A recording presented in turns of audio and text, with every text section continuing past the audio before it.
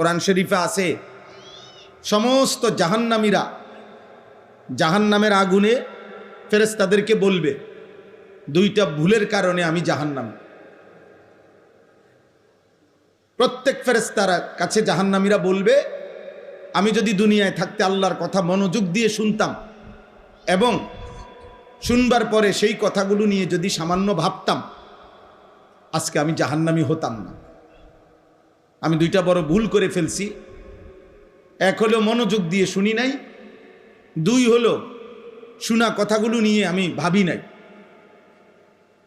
ফলে আজকে আমি জাহান্নামী।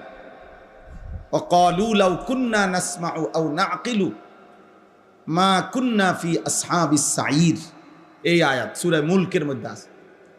জাহান্নামী বলবে, হে ফেরেশতা, সেদিন দুনিয়ায় থাকতে আমি যদি আল্লাহর কথা মনোযোগ দিয়ে শুনতাম